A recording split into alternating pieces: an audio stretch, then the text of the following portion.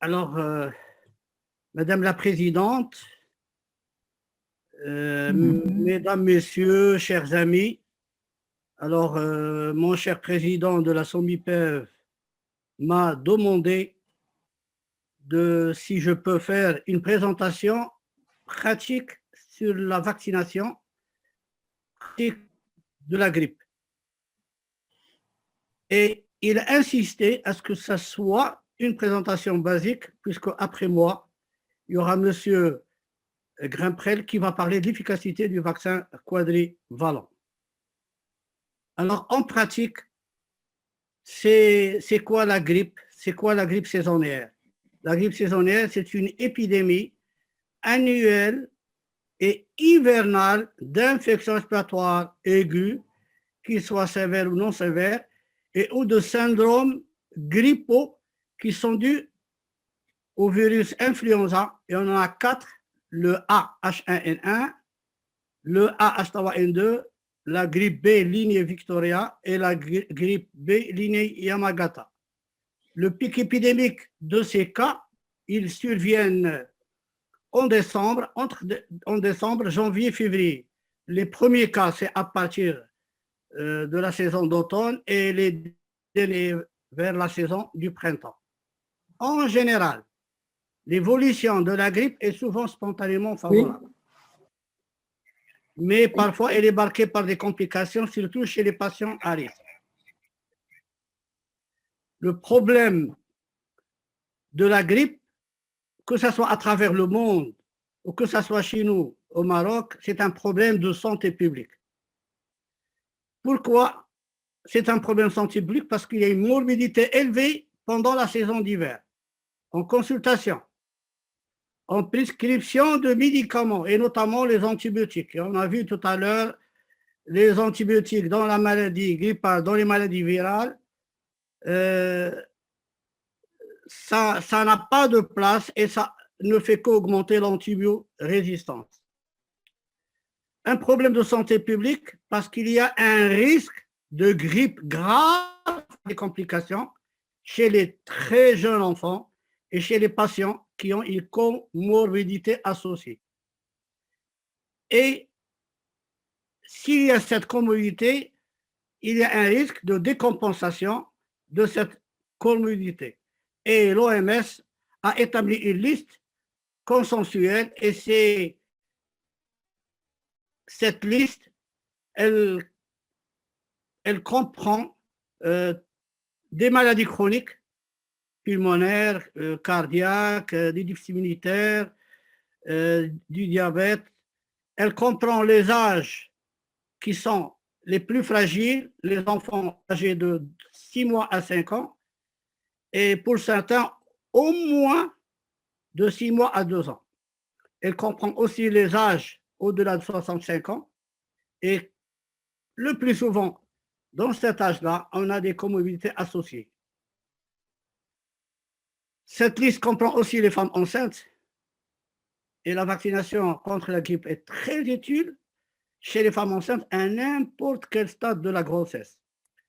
Et aussi, il faut vacciner l'entourage familial proche d'enfants à risque élevé, qui ont des nourrissons moins de 6 mois chez qui on ne peut pas vacciner. Et bien sûr, c'est un comportement altruiste. Tous les professionnels de soins en contact avec les enfants malades, il faut qu'ils soient vaccinés. Il faut qu'ils protègent les enfants malades, il faut qu'ils se protègent eux, et il faut qu'ils protègent leur entourage familial. Si on cherche à... Ça, c'est une... disons, c'est l'OMS, pour pouvoir prioriser ses priorités, vous voyez bien que 1, c'est d'abord la femme enceinte, 2, c'est les enfants de 6 mois à 5 ans, 3, c'est au-delà de 65 ans, 4, l'ensemble de ces comorbidités, et en 5, ça vient concernant les professionnels de soins qui sont en contact avec des patients malades. Je vais vous illustrer cette gravité et ces complications et d'une manière un peu très rapide en vous présentant quelques cas de pneumonie grippale sévère. Vous avez là un enfant de 2 ans et demi qui fait une détresse respiratoire, et vous voyez bien qu'il a une pneumonie bilatérale sur la radio et le thorax, et cet enfant, il a été atteint d'une grippe A, et cet enfant n'a aucun facteur de risque. C'est pour dire que quand on fait une grippe grave, on peut ne pas avoir un facteur de risque. C'est exceptionnel, mais ça arrive de temps en temps. Et que pour se faire vacciner, on n'est pas obligé d'avoir un facteur de risque. On fait une vaccination à la demande des parents comme une vaccination de routine. Je viens de vacciner 30 enfants durant ces 3 dernières semaines et les parents les ont amenés et ils n'avaient aucun facteur de risque. À gauche, vous avez presque la même atteinte, beaucoup plus bilatérale. C'est un enfant de je ne sais pas, parce que là, un enfant de 4 ans qui a un asthme grave, qui est suivi, qui a une grippe A, H3N2.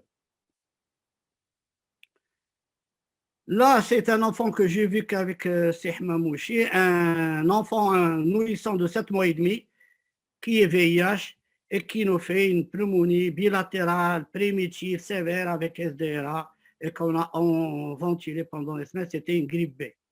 Là, ce sont 2 exemples de pneumonie post-grippale, un enfant que j'ai vu avec Mme Oumlil, un enfant qui a fait sa grippe et 48 heures après, il nous développe une pneumonie avec un OPM qui a été hospitalisé, traité, et un autre qui fait une pneumonie post-grippale au niveau du lobe inférieur gauche.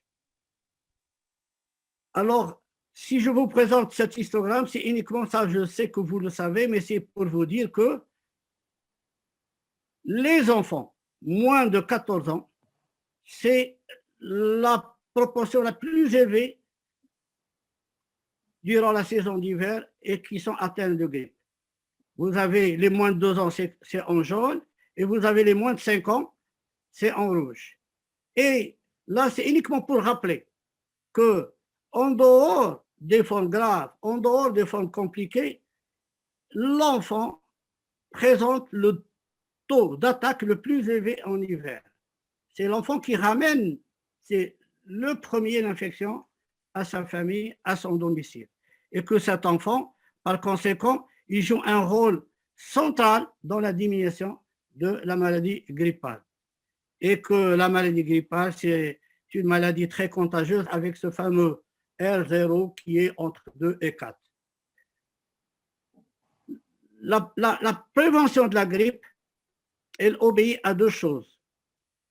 Un, les mesures barrières, et on connaît très bien les contraintes et les limites de ces mesures barrières, notamment le lavage des mains, le port du masque, les mouchoirs jetables, la distanciation physique, et on voit que ces mesures barrières sont très contraignantes et que des fois leur effet n'est pas total, il reste plus ou moins insuffisant. Et je me rappelle bien, et on se rappelle tous, qu'au cours de notre confinement total du mois de mars dernier, ça c'est au sein d'un confinement total. Dans nos consultations de pédiatrie, on ne voyait presque plus de maladies respiratoires, plus de bronchiolite, plus d'angine, plus de pneumonie, et donc parce que il y avait, c'est-à-dire qu'on était confinés, donc on n'était pas en contact, et donc il n'y avait pas de transmission. Mais ça, on ne pouvait pas le faire. Vous savez très bien que ça coûte un confinement. Et maintenant, on fait des confinements allégés et on ne fait que respecter les mesures barrières. À côté de mesures barrières, il y a la vaccination, et la vaccination qui est annuelle et qui reste la meilleure stratégie préventive. Mais en pratique, il y a de nombreux freins à la vaccination. Que ce soit dans nos professionnels de soins, que ce soit auprès du grand public, il y a un manque important de sensibilisation. Il faut encore sensibiliser, et la sensibilisation, c'est la responsabilité de tous, des sociétés savantes, des ministères de la Santé, des médias, tout le monde doit dire comme quoi le vaccin de la grippe, il est utile, il n'est pas très efficace, mais il peut protéger du moins les personnes fragiles, les personnes à risque. On sous-estime le fardeau de la grippe. Et là aussi, c'est un frein à la vaccination. Les gens confondent la grippe avec les fausses grippes dues à d'autres virus et avec le rhume. On croit que la grippe, c'est le rhume. Ce n'est pas la peine, ça ne sert à rien de vacciner. Et bien sûr, on a ce problème qu'on a discuté ensemble, c'est l'hésitation vaccinale à cause des fausses rumeurs, des réseaux sociaux, le doute sur l'efficacité, l'exagération des effets secondaires, les séquelles de mensonges qu'on a vécu avec la grippe H1N1 en 2009, la défiance, la méfiance de l'information médicale, et on a maintenant des mouvements anti-vaccins absolus et qui font l'un des plus grands freins, que ce soit la vaccination de la grippe, que ce soit d'autres vaccins. Alors, le vaccin grippal quadrivalent injectable, c'est le seul vaccin dont on dispose au Maroc. C'est un vaccin inactivé, à virion fragmenté. Et qui dit vaccin inactivé, à virion fragmenté, ce vaccin ne peut en aucun cas donner la grippe. Et qu'est-ce qu'on entend souvent de la part des médias et même des professionnels de soins? L'année où j'ai fait le vaccin, c'est l'année où je fais la mauvaise grippe et depuis lors, je ne fais plus de vaccin. C'est comme si le vaccin donne la grippe, alors que c'est faux. C'est un vaccin qui ne peut en aucun cas donner la grippe. Et ce vaccin, je le rappelle encore une fois, il ne protège ni contre le rhume, ni contre les syndromes grippaux dus à d'autres virus. Il ne protège que contre la grippe et le vaccin quadrivalent, c'est le AH1N1, H3N2, B, lignée Vectoria, et on n'avait que le vaccin trivalent qui ne protégeait que contre ces trois. Maintenant, on a un vaccin quadrivalent qui protège en plus contre le B, Yamagata. Alors, c'est un vaccin à dose unique, sans adjuvant, ni conservateur. On va voir tout à l'heure, c'est avec une seringue individuelle. La vaccination se fait annuellement. Octobre-novembre, c'est la date où il faut vacciner dès qu'on a le vaccin à sa disponibilité. Et cette durée de vaccination, pour ceux qui ne sont pas venus se faire vacciner, on la prolonge jusqu'en décembre, voire au-delà en fonction de la durée de l'épidémie. Il y a des épidémies qui démarrent très tôt, il y a d'autres qui restent très longues, et ça va jusqu'au mois de mars et au-delà. Les enfants qui sont âgés de 6 mois à 9 ans, ce sont des enfants, s'ils n'ont jamais été vaccinés, on les considère comme des enfants qui sont naïfs. Et donc là, il faut faire 2 doses au lieu d'une dose, car leur réponse vaccinale, la première, est plus ou moins diminuée. L'efficacité vaccinale n'est obtenue qu'à J15 de la vaccination, donc il faut 2 semaines. Des fois, certaines personnes se font vacciner alors qu'ils étaient en phase d'incubation il y a 2-3 jours, et quand ils développent une grippe, ils se disent, voilà, c'est le vaccin qui m'a donné la grippe. Ces vaccins, leur durée de protection, environ 8, 9, jusqu'à 12 mois, et c'est pour ça qu'il faut vacciner annuellement. Et ces vaccins, ils restent très bien tolérés, et les effets secondaires qu'ils présentent, ce sont des effets secondaires qui sont communs à tous les vaccins. Vous avez mal de tête, malaise, myalgie, érythème. Ça fait, depuis que je suis dans le secteur libéral, je vaccine contre la grippe, je n'ai jamais vu d'accident grave secondaire à la vaccination de la grippe. Et Dieu sait que je vaccine énormément durant la période octobre, novembre, décembre contre la grippe. Voilà ce vaccin quadrivalent, une seringue de 0,5. L'injection, elle se fait par ventre musculaire, mais dans le prospectus laboratoire, on parle aussi de la voie sous-cutanée profonde, dans le bras, sinon dans la cuisse pour les tout petits. Ce vaccin, voilà qu'il contient, il contient des traces d'ovalbumine, de néomycine, de formaldéhyde, d'octoxinol. Et la contre-indication, si un enfant a une allergie à l'œuf, ici je parle bien de traces d'ovalbumine. L'ovabumile qui existe dans le vaccin grippal n'est pas une contre-indication à la vaccination. Et si quelqu'un fait une réaction allergique à l'un de ses composants, bien sûr, les excipients, il n'y a rien qui puisse prêté à une allergie. Donc, si un enfant ou un adulte fait des actions sévères, on peut ne pas le vacciner par la suite, parce que vaccination, ça se fait chaque année. On le conserve à température que l'on connaît, plus 2, plus 8, et son prix, c'est 125 dirhams, et le rapport coût-bénéfice est très important. Donc, il ne faut pas attendre le mois d'octobre et le mois de novembre pour aller vacciner les enfants. Il faut durant toute l'année avoir une liste et pointer tous les enfants, des enfants qui sont à haut risque. Il faut les marquer leur pathologie, marquer leur téléphone et leur expliquer qu'une fois il y a le mois d'octobre, le mois de novembre, vous devez amener votre enfant pour qu'il fasse le vaccin de la grippe. Voilà l'exemple de cette liste que je fais, et les patients, soit ils viennent tout seuls, soit je les relance par téléphone. Cette année, c'est une année exceptionnelle avec le Covid. On a mis une carte, il faut mettre une ordonnance, il faut remplir la carte, tout ça il semblerait que le ministère voudrait savoir, on n'a pas assez de doses, il voudrait savoir qui sont vaccinés et quelles sont les personnes qui ont été vaccinées. Et bien sûr, il faut marquer sur le carnet de santé comme quoi, quel vaccin, quel autre vaccin, tout le reste. Pour pouvoir vacciner ces enfants et les amener à se faire vacciner, il faut beaucoup d'explications. Il faut beaucoup d'incitation. Il faut de la pédagogie et il faut expliquer aux parents, et c'est les parents qui leur donnent leur consentement éclairé pour faire cette vaccination. L'analyse des facteurs d'efficacité, ça va être traité par M. Grimprel. Uniquement, je dis qu'il n'y a pas d'unité croisée entre les 4 types de vaccins. Et que la distribution d'une saison à une autre saison de ces souches du virus de la grippe, les 4 souches, eh ben, ça se fait avec un changement parfois considérable. On va le voir tout à l'heure. Et que c'est imprévisible. Et que les 4 virus peuvent circuler en même temps ou parfois d'une façon, disons, même concomitante. Et qu'à l'intérieur de ces sources de virus, il y a des variations antigéniques qu'il faut connaître, qu'il faut identifier. Et c'est des réseaux de surveillance mondiale avec des réseaux sentinelles qui, en connaissant ces choses, qu'on donne la formule pour fabriquer le vaccin de l'année d'après.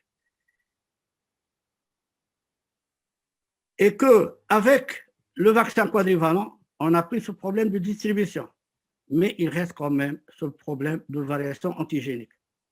Voilà un exemple. Ça, ce sont les données de notre ministère de la Santé, de la direction d'épidémiologie, de réseau Sentinelle et des laboratoires de surveillance de la grippe. Si on prend 2007-2018, on voit que 55% c'était de la grippe B. Et que le H3N2 c'était 21%, et que le grippe A, H1N1, c'est uniquement 15%. Donc la plus grande moitié, c'est la grippe B. On prend la saison d'après, circulation du virus grippeux, disons la saison de 2018-2019. H1N1, il prend 80%. Monsieur Avid, vous avez... Oui, je termine. Le AH3N2, il prend jusqu'à 17%, alors que le B, qui était important en 2007-2018, uniquement 3%. Ici, on prend cette année-là, 2019-2020, le B, il prend presque la totalité des souches, alors que le H3N2, c'est 9%, et le H1N1, qui était prédominant, c'était 5%. Uniquement pour dire, on ne peut jamais prédire la répartition des différents sérogroupes. On a, alhamdoulilah, actuellement un vaccin quadrivalent, tant mieux. Et il n'y a pas de périodicité, il n'y a pas de régularité concernant la circulation des souches Victoria ou Yamagata. Je passe uniquement pour vous montrer les fluctuations antigéniques, M. Grimprel va en parler, et que l'efficacité estimée à 70-90%, et que ça dépend d'autres facteurs, l'âge, l'immunodépression, la comorbidité et parfois, si on comptabilise les cas de grippe, s'il faut comptabiliser les formes graves, s'il faut comptabiliser la mortalité. Bon, une diapo sur la grippe et le Covid. Mais on recommande à tous les enfants de moins de 5 ans, quelle que soit la pandémie de la grippe et les sujets âgés de plus de 65 ans, de se faire vacciner comme pendant les saisons tout à fait normales. Je termine en disant que notre ministère de la Santé, en harmonie avec les lignes directrices de l'OMS, il conseille bien sûr les règles d'hygiène de base, mais il dit qu'il faut vacciner. Il commence par les travailleurs de la santé, c'est ce qu'on a essayé de faire cette année, les femmes enceintes, les enfants de 6 à 59 mois et les personnes âgées et celles qui présentent des maladies chroniques. Je vous remercie.